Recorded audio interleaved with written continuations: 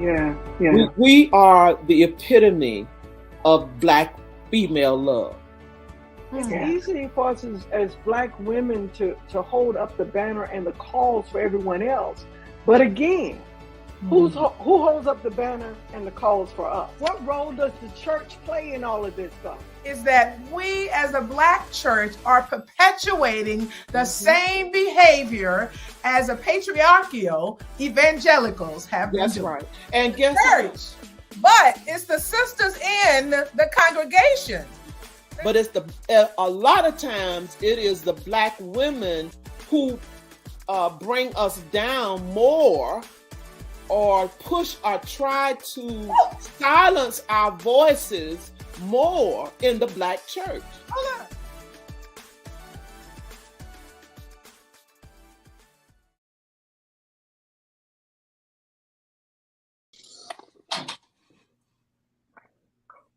Hello, ladies. Hello, ladies. Hello. To our guests that are with us, come on. Log in. Let us know where you're from, where you're listening from. Dr. Bradford, we're going to start to check in with you because y'all decided in Texas that y'all wanted to have some Canadian Antarctica kind of air. So what's going on your end? Well, you see this? She's starting early. You see this? I mean, it might be coming our way. She better be quiet and let it. I checked our weather forecast before I said it. Go ahead. Listen, I looked out of the window. I mean, I opened the door and I thought, wait a minute, I am not in Detroit. I'm in Texas. I'm not in Detroit. Bless your heart. I'm looking out. It's raining, it's snowing, it's ice everywhere, it's raining, and you can't get out of the driveway, period. And we have a slanted driveway, so it's an incline. I was like, wait a minute, I'm good, thank you. Work? What? No, we doing that. We stand right here working from the house for real. Oh, no, wow.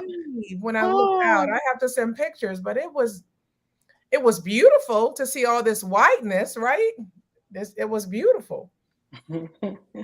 Well, yeah, let me just. You keep all that beauty right on over there. Keep all of that beauty over there. Did you say keep it here? Yes, please.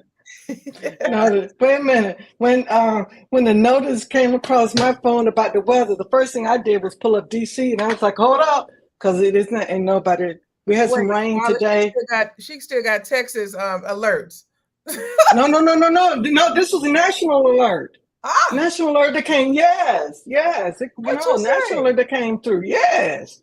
Yeah. Wow. And I was like, wait, hold up. Whoa, let's make sure. But no, bless the Lord. Bless the Lord. I'm grateful that it was not the real storm that we had a few years ago. Wow. I'm glad that as well. Let's see. Renee Thompson-Jones and BTG family, welcome. I hope you still all snug in there. Renee Jones, with that wonderful weather you all have in Dallas. Hello, Sharon Brown Taylor. Thank you for being here with us on today. Patsy Tyson. How's the weather for you in the Arkansas area? Is everything well for you? And I'm in Arkansas. That's all right. Oh, that's right. That's part of Come on, Monticello. You know about Monticello, Patsy? Wilman Warren. I know you got to know. Lois Bell, Marjorie Scott, Karen Smith from Michigan. Come on. Let us know where you are listening from. What part? Let's see. What part of Michigan does she say? If she put it in there, let me see. Come on. It's in there. Shelby Township. Okay. All right. Okay. All right.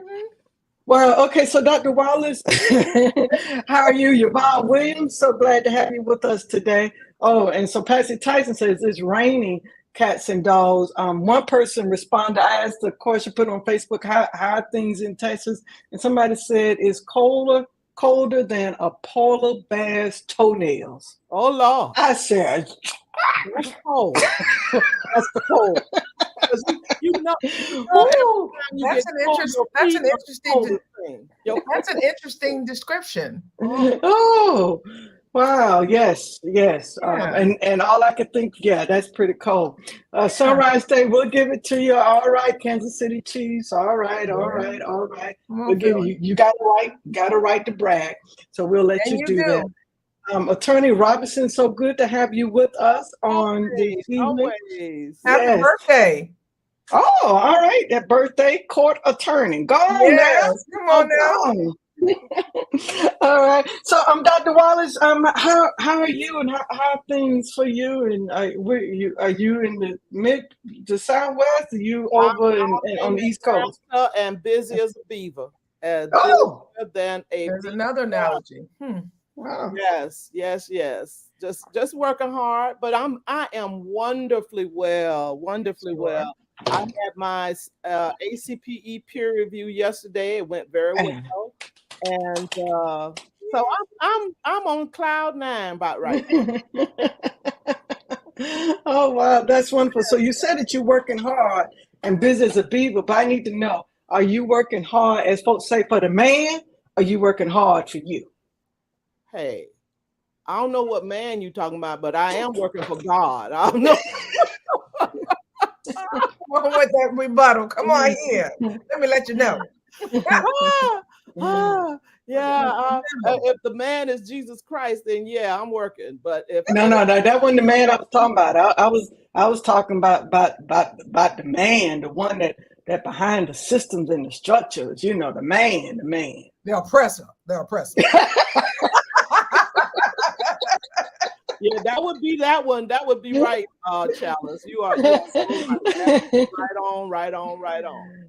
Well, And all y'all right. So crazy man trying to run again and be in we will not know. We spent time last week on that one. We will know. We will not. All right. So you all, this is. I know that we have this short video that we wanted to show on today for discussion. Put your while we're watching this clip, we kind of just want to hear some of your reactions, and we're going to talk take a few minutes around that, and then Dr. Wallace is going to introduce our guest.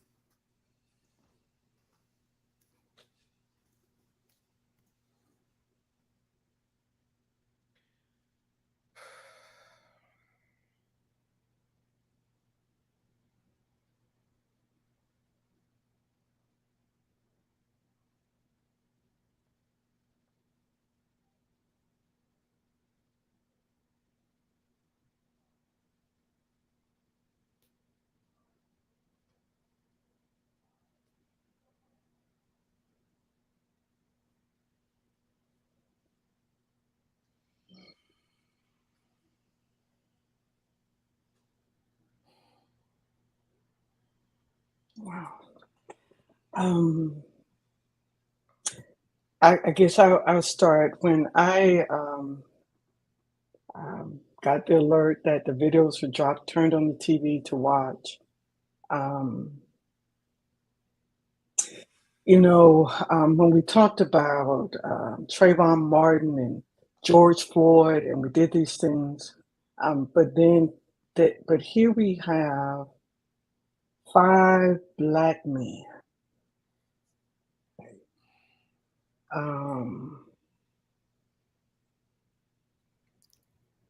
That did this to another brother without it ever being identified. Why in the world did they stop him in the first place?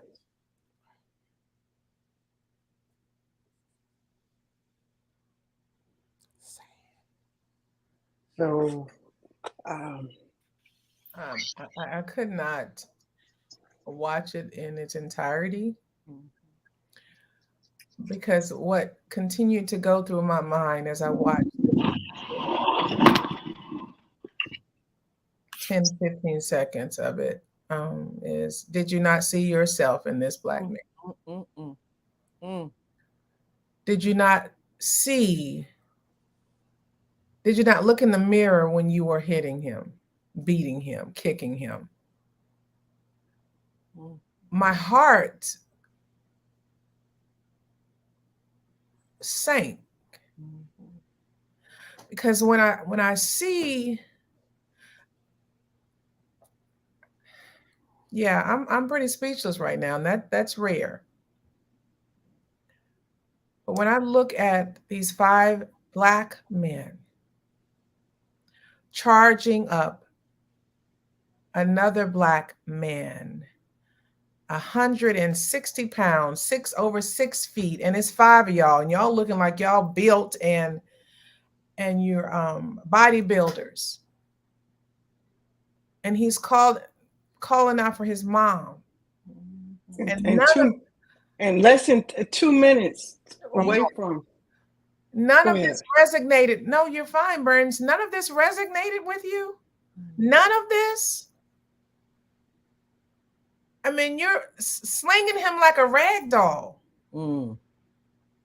So sad. At what point could you not? I mean, do you not see you? See, the thing that got me, Dr. Bradford, Dr. Wright, Dr. Burns, the thing that got me was, would you want that to happen to your brother, your son? It just, I'm gonna have to ask our guest about what causes us to dislike ourselves so much that we have to act like the oppressors. That just bothered me so much. I'm like you, Dr. Bradford. I couldn't watch it. Sis, I couldn't watch it. Wallace, I mean, it seems as if it's infiltrated the mindset, the culture. I don't care what color, what race you are. It seems that's the mindset. And that's what we're going. No, you gotta break that stigma. They're blue. They didn't think they were black. They thought they were blue. We're gonna see what you're gonna look like in orange now. What you say?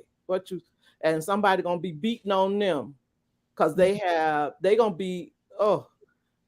I doubt if they put them in general population, they need to get their butts whipped. Well, it's very frightening when I think in terms of being a mother of a 6'6" black male child, size 17 shoe wearing child. And I say child, he's 44 years old. However, he's a child to me because he's my child. Right. So to think of him out there, and his mother made the statement that just broke my heart. She said to know that he was out there calling for me and I couldn't hear him. I mean, this woman is going to live with this the rest of her life. Truly, there was nothing that she had to control over in this, but the fact that it was her child. He was calling out to her and she didn't hear him. And the other side of that is, what is this adrenaline thing? Why is it that when a situation starts, there's not a voice of reason or a spirit of reason that says, whoa, slow down, let's rethink this, or wait a minute, what's happening here? But it becomes an all-in thing, and everybody has to get a piece of the pie, to later only regret the fact that they were involved in it in the first place. And it's really very tragic. It's really very tragic. We've lost our voice of reason. Did you see where they're going to possibly charge the ambulance drivers as well because of their participation by viewing? Yeah, and not acting. And as I was watching the video as well, you say that with the paramedics, is that I was like, okay, well, the police are called for the paramedics. Why is it taking so long? Well, right, right. But then when they got there, they were in spectator mode. Yes. Yes. Yeah. Sad. Oh, well, Renee, that you may be onto something there. They've done it before and gotten away with it. Yeah. And Yeah. now you have cameras, and and that's another thing. You didn't even think that there were going to be cameras. You have on such level where you're untouchable, right? Right, and even with that when some others started coming up, they started with their story, right? Yeah, and he grabbed for my gun, and yeah, and so, and then we had to do this. We tried to handcuff him, and he was there, and the whole thing is on this alternative. They had already started with what their defense was going to be. Or could it be that they simply were so small-minded and so naive to think that they were going to get it off, just like the way that it went down with George Floyd? Look how long it took for them to make an arrest, to bring charges. If the people hadn't kept shouting, if the people hadn't kept intervening and making their voice heard, that might have gone off too. And how many others? Dr. Wright, I don't know how they think that they would get the same time frame as people. Well, they did not. They know that we never get the same nothing. It's always worse. So in less than 36 hours, they were charged. But clearly, these before George Floyd's attacker was arrested, I don't know how they thought they were going to be. It was going to be different. I just don't get it. I really don't. Did you see what Karen Jay saying? I can't confirm or deny that. I've not heard that, but it says, wasn't one of the officer's ex-girlfriend in a relationship with Tyree? Huh? Well, I heard that, but I don't know, but I don't know if that's a rumor or if it's truth. And so so until we can confirm it, then we'll back off from that. Can't even speak to it, really. Yeah. All right, Dr. Wallace, our guest is backstage, and so if you would introduce our guest, and Dr. Wright, we know you had surgery last week. And it is good to see you here with us today, sister. We are back. So the crew is back. The crew is back, and I am so delighted. One of my former students, the Reverend, soon-to-be Dr. Margaret Conley, is the owner of MLC Consulting LLC and the president of Mending Life Concepts. And it is a group that focuses on serving marginalized populations at the intersection of spirituality and emotional wellness. Margaret has produced an evidence-based model, which is a clinically aligned theological model designed for use by clergy, academicians, and clinicians to lead the conversation around faith-based trauma in individual and community settings. Margaret is the proud graduate of Valdosta State and Clark Atlanta University and the ITC, where she received her BA in sociology, her master's in social work, and master's of divinity. She, like I said, she is soon to be Dr. Margaret, and I am so proud to know her and to know of her work. She is a awesome, I'm not going to even say that. She is an awesome internal family systems therapist. My girl, Margaret Conley. Welcome, Margaret. We're so glad to have you. Hello. Hi, everyone. Hello. Yeah. So glad to have you. So, Margaret, tell us, how you doing on these COVID streets, girl? Well, considering the fact that today they just announced they're gonna announce that it's no longer an emergency, I don't know, because people are still getting it, but I guess it's like any Folks still the done. pandemic that becomes a downgrade. So I don't, still out doing crisis work uh, in the midst of it.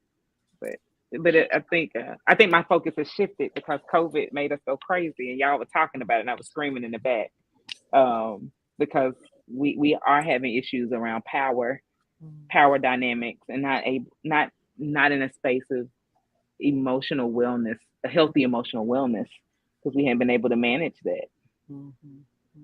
So you think COVID might have they're being locked up or not being able to cope with COVID is what might have created this craziness for these Black officers? I don't want to say it was COVID, but as we see the trend, I mean, normally COVID exposed so much that this had to be exposed as well. It required for things to happen and change in corrections and law enforcement and safety. With that being my background as a forensic social worker, I can honestly say, as it was mentioned, this would not have been something 5 years ago. We wouldn't have caught it because it wouldn't have been a requirement. As you notice, if you've read the details about two particular officers, this is not the first time that they have had they've had excessive force. It is on their record, and they went from a correctional setting to a public safety setting, which is very dangerous. But that's what I mean by it wouldn't have been caught. So for me, this topic is no longer black or white. In the words of Dr. Earl Fisher, this is systemic. This now is speaking to an abuse of power and a lack of ethic, which all stems from systemic issues around oppression and, in my opinion, white supremacy culture. We're bathed in it. Yeah, that's crazy. Margaret, this healthy and holy girl. Talk to us about what is healthy and holy. I know you've done some webinars, and talk to us about what healthy and holy is all about. So healthy and holy is my brainchild is coming to life, but it focuses on the intersection of spirituality and emotional wellness for the Black faith community, because this is something that we run from. Like, we can either be for God and pray away our issue, or if we go seek help, we're then demonized and pathologized, like something wrong with you. But it really is something wrong with us. Like, something is going on. So we really do need professional help. But how do you reach the Black community? How do you reach out to us in that way? And so we look at it from a 3-point stance of looking at how we sit in trauma-induced spaces in our faith community, which is where we're bathed in white supremacy culture. We're bathed in hierarchy. We're bathed in a space where it has to be the written word only, where you cannot have a tough conversation. You cannot speak, silencing of individuals because of gender orientation, even down to colorism, things like that. We look at it, how has that affected us in our faith communities? And then we look at it from a trauma enhancing space. Why do we continue in this space? What is it that is necessary to keep that level of trauma repeating itself and leaving us in a stressful space, even down to post-stress around our faith communities? And then the conversation moves to a trauma-informed space, which is where the intersection happens, where we can see this did happen. All of this happened to us, but how do we move into places of healing and emotional wellness? And Dr. Margaret, we need Jesus and therapy. Yes. We got to have both. So how do you help us encourage our listening audience to that is not shameful? There is no shame in getting professional help. If God created the world, God created this methodology to help folks handle their traumas. So would you encourage our audience around being healthy? I encourage people love Paul. Paul is not, seminary messed me up around Paul. So not the biggest fan of him in some of the writings, but in this particular space, I am. Ephesians 3:14 through 21. We love to quote 20 and 21. We get excited about that we can do exceedingly above anything that we can ever ask or think, according to the power that works in us. But we don't ever start at verse 14, which invites us to understand the riches of glory. So I invite those who, if Christianity is your faith tradition, and those who just see the Bible as a part of the way that they walk, or even the wisdom of just this text, realizing the riches of glory are God's impartation to the earth for us, is to take care of the inner man. And in that care of the inner man, it reconnects us back to power source. To those who are believers, reconnects us back to this belief of Jesus dying for us, caring for us, and then empowering us in the Great Commission. And then it lands with deepening our roots into God. And so it moves us deeper into our beliefs. It moves us deeper into healthy emotional spaces. And then we can go and understand the power that worketh in us. And so the encouragement is, how do you do that? We find throughout the text that people went to, in the text, they went to wise counsel. It even encourages you in Proverbs to go to wise counsel. That does not mean you're a pastor. That may not be what that is. Who is going to help you when you're having breakdown, when you're in crisis? Who's going to show up? So find a professional that has studied the psyche. So look for those who have sat in clinical pastoral education. Look for those who have sat in psychology classes, and look for those who have sat in community counseling classes and understand what it looks like to work with our brain and what we digest and what we take in, and understand that vulnerability isn't a dirty word, but being able to say what's going on starts your healing process. And that is a part of that reception of riches of glory to heal the inner man. Thank you. Thank you. It is that inner person that is deep in our heart, our mind, our soul, and our brain. We need all of that, and we need all of it healthy for the people that are in our world. We've experienced some trauma, and we carry that trauma with us, and it's a part of our DNA. So all of us need therapy, even those who think they are healthy. You my girl, so how folk have to, and I love your process of that internal family systems. Talk to us a little bit about what that is. So internal family systems, the founder of the method, Dr. Richard Swartz, I'm going to make sure I give credit.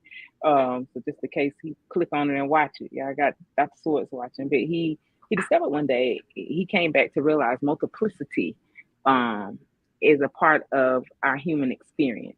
And so we have learned, that those of you who studied, that we literally go to this, we are one and the body is one, and we go to this space of individualism, and in that we also have to come back to this united front and body. So you can't have multiple personalities. That's what we'll say, like you can't have all of that thought. Well, in the discovery of that, we actually do have ego, and we have sub-ego. And so the Bible will tell you that we have sub-ego. We are many members. That's the ego. And so you have different pieces of your personality. And for African Americans or for Black people, definitely W.B. Du Bois invited us to understand we live in a double consciousness. I believe we live in more than that, but that double consciousness is, I got to be Black and white at the same time and learn how to survive through it. In that is called your internal family. And so how do I work through parts that are activated to protect me? What that means is all the wounds that we have, that's covering them. I can't let my angry side show. I can't let this wound show. I can't let what happened to me in my past show, the sexually abused child show. I can't let the physically abused child show. I can't let the neglected child show. I can't let this inner child that has all this pain show, or even a wounded adult. I cannot do that. So then I have protectors, whether they're managing my life, whether they're overworking so I don't have to deal with it, or whether they're putting out fires for me So everything is laughing, everything is, you might be drinking, you might be doing whatever you're doing to take care of it. But it's gonna hide the wound. Or for my Black folks, it's gonna hide the mess that we don't want anybody to see. The method allows us to work past those protectors and honor the work that they're doing. Honor how they've shown up and how they do keep us front and center, or how they cause us to dissociate so we don't have to feel the pain. A lot of you in that clip probably dissociated, like, I can't do this tonight. And as soon as you heard a voice come back on, you came back to the program. That is something that's protecting you in your psyche. And what happens is once we build relationship, our self-depart relationship, or once we take our characteristics that we walk in, the characteristics of spirit, if that's what you want to see, or we walk in the totality of who we are, and it meets those parts, we then have enough energy or enough strength to see those wounded spaces and build relationship with that too. Because there are no bad parts of you. These parts have shown up to take care of you. And so very brilliant method. This primary method I use in practice and a part of the healthy, holy conversation in that breakdown of moving from a trauma-induced space to a trauma-informed space and embracing the pain that our faith communities deal with. You're walking heavy here. And it's opening doors for those who have had past trauma, are still dealing with it, or still have covered it, and they can't walk through it because they're still dealing with it, but they're hiding from it and they're hiding in it, right? There are a few questions here wow, that was deep, Rev, and yeah, that was pretty deep.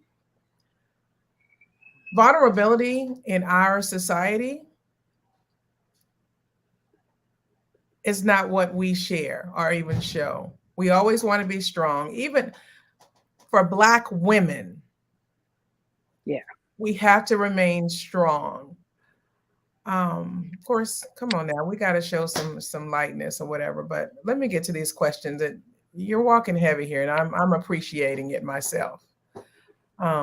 Thank you. Esquire, I'm just going to say Esquire, Attorney Natasha Roberts. all right. How do you handle when your faith leader's theology is toxic and causes trauma? That's a good question. That's a good one. Here's that trauma-induced theology, which we obeyed in. Like, this is what we know, and this is to no offense. But I mean, go back and read Richard Allen's story. Like, he broke away and then took the same system with him to create a beautiful entity. I mean, it's beautiful. Like, the AME Church is amazing. Like, it has survived centuries, right? So I mean, it's not that it was not that it's a bad system, because we stick with it. You know, look at all of the splits. But is that a good thing? Yeah, it's beautiful because we have a collective power, but I don't know if it's ugly because we don't know how to use it. But that's another topic for another day. But we have it, and so when you have someone who's toxic, one, what can you heal under toxicity? The answer is no.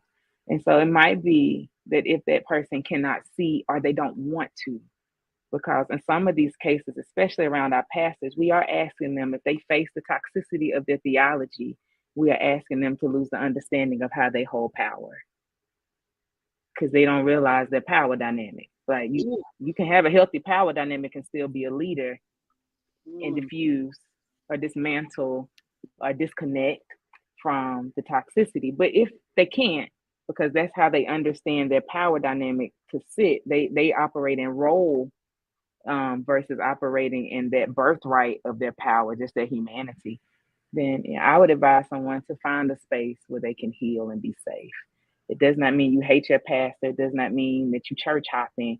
It does mean that I'm going to find a space healthy for me, so that I don't have to sit in and take on and be fed toxicity. Someone is doing this in the chat.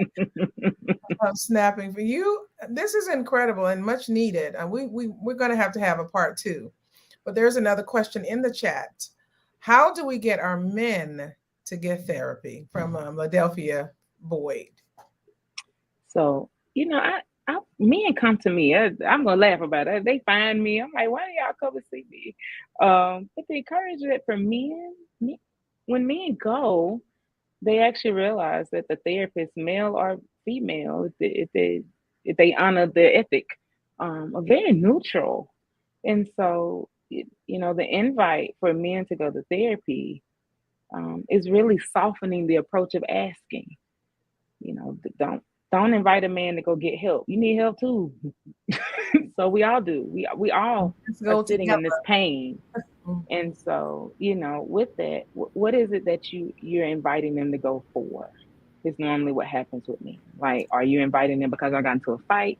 Or are you inviting them because you see them low? What is that? And then offer for men to go to therapy. Offer that you hold space with them. I've seen men come with their spouses or come with their significant others, and then once they got to the door, they realized just you walking with me was all that I needed. I think I can do this by myself.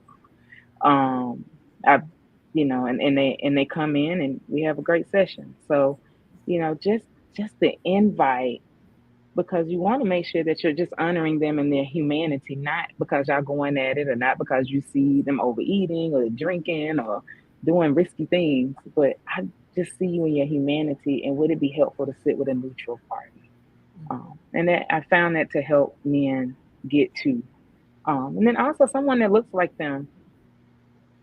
Someone that looks like them. And what I mean by that doesn't necessarily have to be a man. Like, a lot of men actually like coming to women because they want to work through all of these parental issues. That mean they got mommy or daddy issues. It's just I was forced into situations way before I needed to. And how can we sit here and work through the hunger of needing parenting? So what does that look like to sit with a Black person, male or female, so that they can get what they need around their inner work and their inner pain they've been carrying? Dr. Margaret, I would also offer, have you talk about, before you want to send somebody else to therapy, go get therapy yourself, because it could absolutely be the answer. Absolutely. Oh, you aren't afraid to get therapy, so maybe I can go too. So Dr. Conley, before you answer that, there's a follow-up question to what you just said, and then we want you to come back to answering Dr. Wallace's question. Okay. Is it best for men to go to get a male therapist? I think you kind of alluded to that, but yeah. So I have found, and I'm from the Southeast, so I have found that men, as long as they can find someone to hear them, and I mean it just like that, a lot of men, they will go to men, and that might be a great way for them to start, but not to perpetuate the cycle of the toxic masculinity. So a lot of guys that come to me are like, I went to a guy, but it was this hardcore, I got to be here, versus addressing the need. So again, go to somebody that looks like you. And in the case of men, what is the need? Like, what are they trying to address? And so if it is a male and it's male issues, going to a Black man may work. But if it's something from childhood, something that's stemming from even relationship, let that man tell you what they need. Like, let them decide. Don't pick it for them. I have had people do that, but like, I'm calling for my brother, and I'm like, can your brother call me? Because they do ultimately have to decide that they want to walk through that door.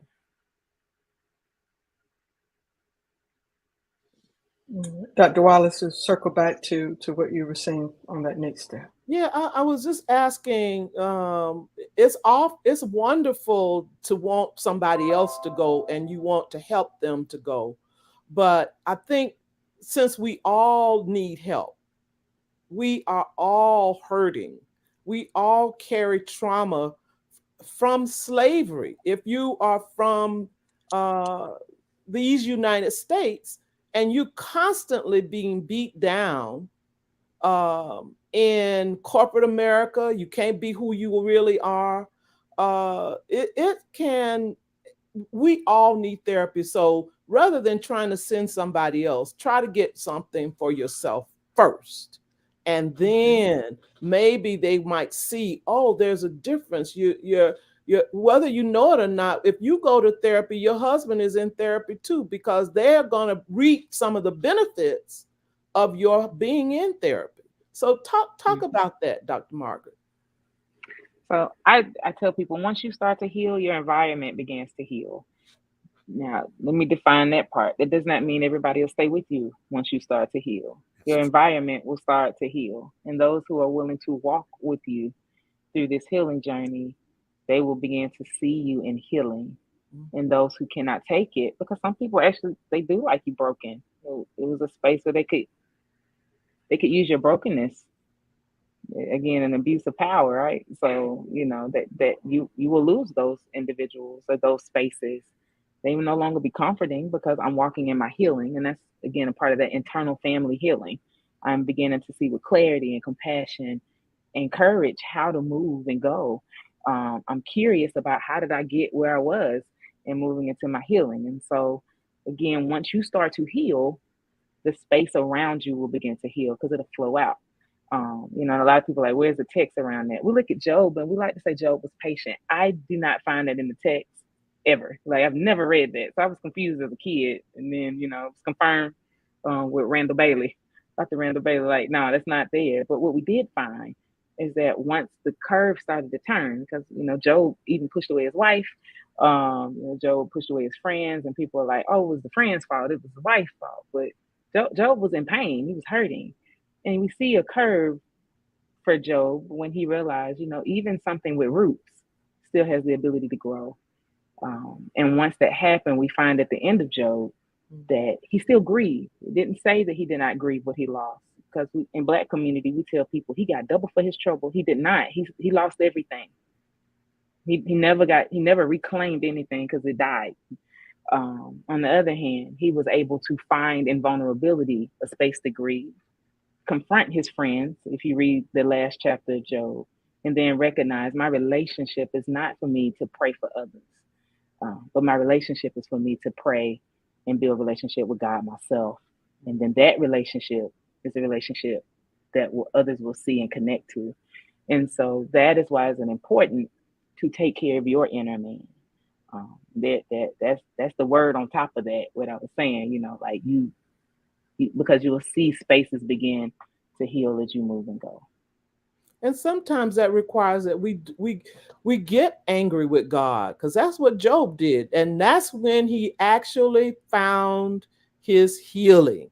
God can handle it. So don't think that God doesn't already know, yes, but God is waiting for you to recognize that you're angry and that you need to confront. So we don't, that's a myth. Don't get angry with God. Don't not true.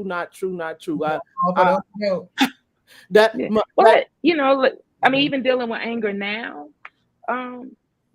like what has happened in the last month has stirred up inside of us grief.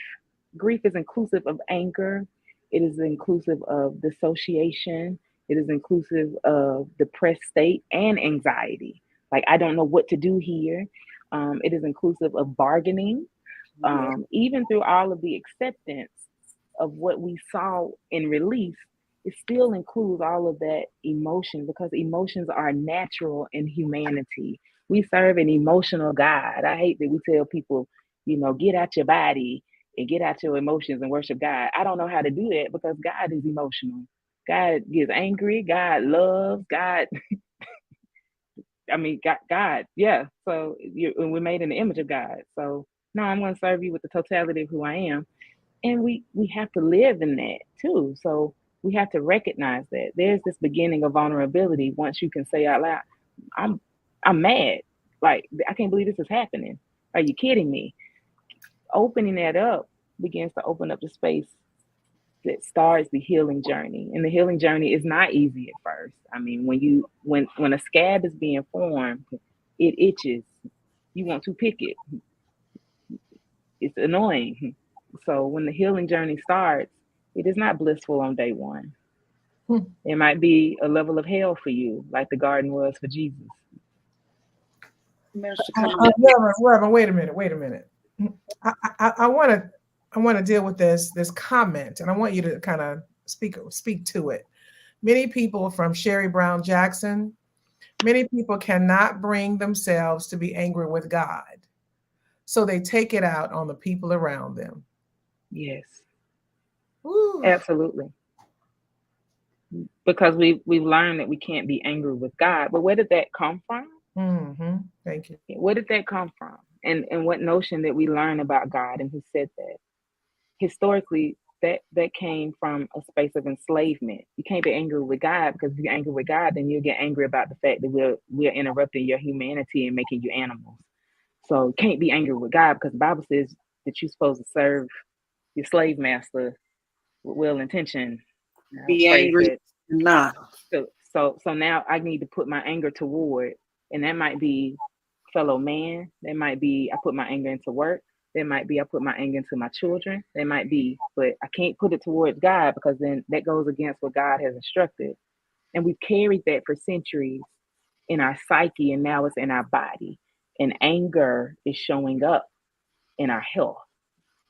It's showing up in heart disease. It's showing up in high blood pressure. It's showing up in migraine headaches. It's showing up in joint pain. It's showing up because we're not diffusing this anger outside of us, saying, I'm actually angry with God because I don't know how I got here.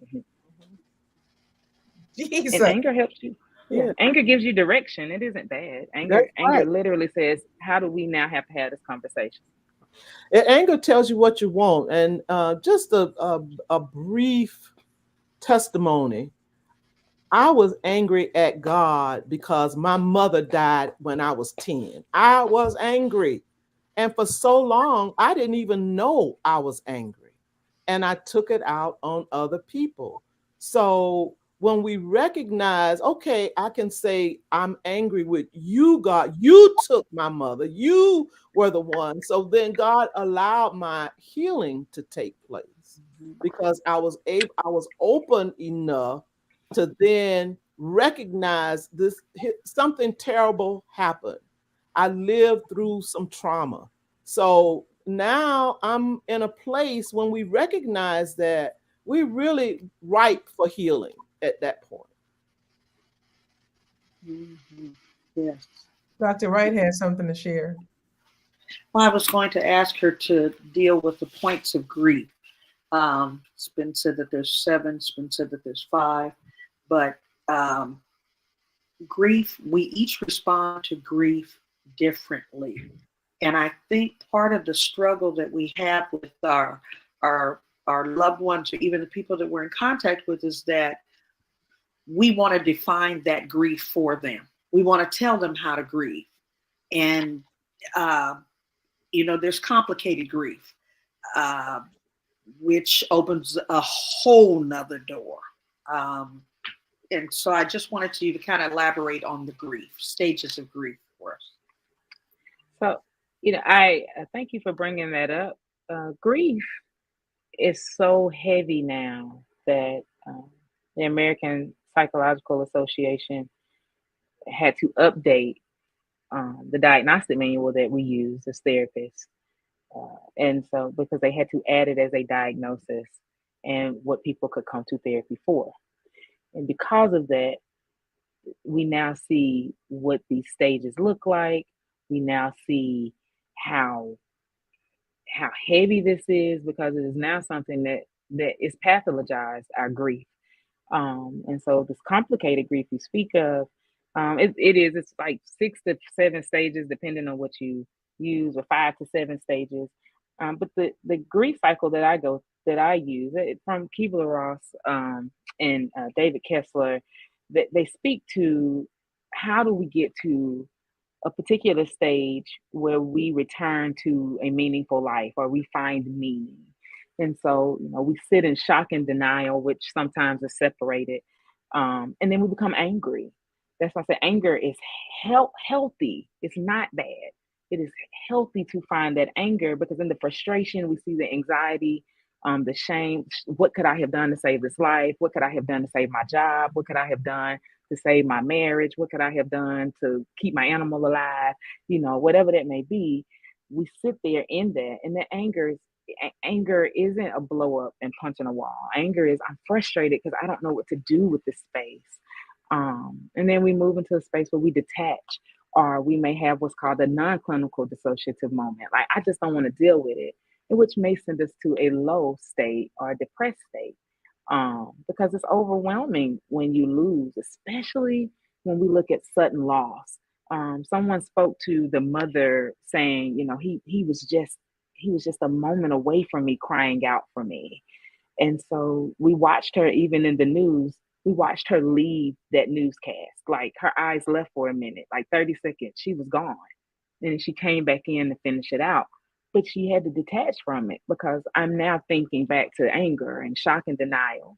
And then we have a space of, we start to dialogue about this grief, or we start to bargain. I wonder if, in the mother's case, we heard her bargain. I wonder if I could have heard him. I wonder if I could have heard him, I could have saved him. And so we sit there and we move into a testing, like, we start to test the question, is what I called it. Like, what does that look like? And if I had got there in time. So where we accept it, but it doesn't mean those other emotions aren't still there in the acceptance, but it does push us into, now, how do I find meaning without the presence of what I had there? This gives you permission to grieve. Another text about grief is, we watch Joseph lose it going to see his father's grave. That's in the text. He's walking, he's losing it. He has an entire group of people around the second in command of Egypt. But at this moment, he turns into this little boy who missed years with his father, and now he's dead. And in that, we watch all of those emotions happen. Even though we know he's going to a grave, he had to accept that as he moved forward to go mourn his father. And so here's this permission slip to give you a space to grieve. And how do I find meaning knowing that there's going to be a drought coming? Because I've already talked about it, for the rest of my family. That takes time. We read it fast and preach it, but that actually is going to take you some time. It ain't going to be a 30-day situation. It ain't going to be a 3-day relief that they give you at work. But it's going to take time to find that meaning, and it's going to get lighter as it progresses. It isn't easy to lose anything, because you still have the memory of it, but it can get lighter, and those memories go from bad, ill, watching that, to the lightening of it is, I still remember their spirit, that ancestral space that we hold, that spiritual space that we deal with around, what did they leave me with? They left me with joy. They left me with peace. They left me with this gift to bake. They left me with something that may be tangible for you. But that is how we move through our grief and honor it. Well, Conley, I want to thank you. We only have now about 5 minutes left with our broadcast, but we have a series of questions or answers that our audience has. So, Dr. Bradford, if you would, please. Let me. Does a person ever stop grieving? Give us the Cliff Notes. Go ahead and give all of them real quick. Does a person ever stop grieving? When do you get to acceptance in the steps of grieving?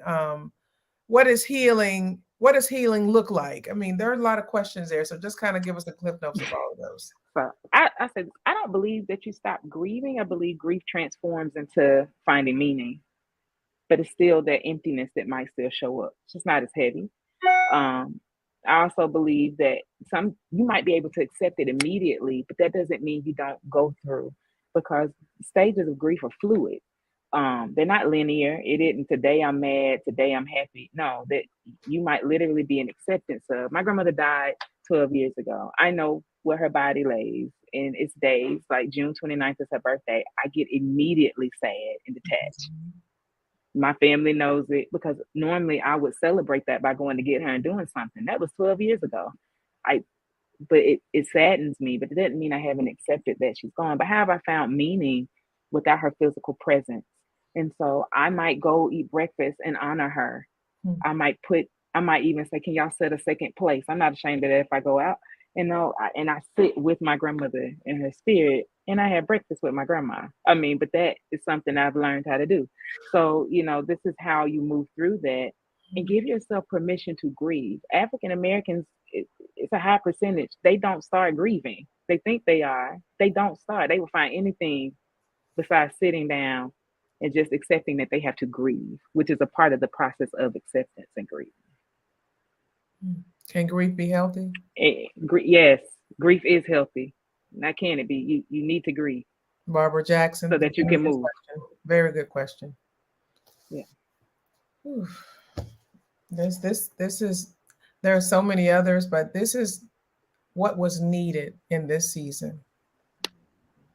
So Margaret, when are you having your next webinar and summit? So the next Healthy Holy Conversation will be February the 9th at 7 p.m. They're all virtual. So I will be sitting with two brilliant minds, Philip Butler and Amber Lowe. I know she's married, but that's why I went to school. Woodsburg, I think is her last name now. And we'll be talking about Afrofuturism, emotional wellness, and how they both are affecting Black faith communities at this time. And the next Healthy Holy Summit, I can't believe I'm having a second one, y'all. We're very excited about that. It will be September the 21st to the 23rd. It will be virtual. And so information will be going up about that in March once we solidify our speakers and those who will be presenting.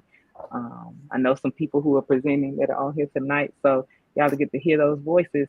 But the summit itself is a beautiful experience where you get to just come and be in healthy and holy conversations with the presenters and with others around topics that affect our emotional wellness in the Black faith community. Is there anything we can add in our chat to of how people can register for that? Oh, well, registration will be up in March, and the website is www.healthyholyconversations.org. I think I can put that. No, I can't type in the chat. Is it conversation with an N or an S? Conversations, and I can do this right quick. And the private, say, daughter, you can copy and paste it. Oh, there it is. Mm-hmm. Thank you so very much for being with on backstage for us. Part 2 is coming. Do not leave. Okay.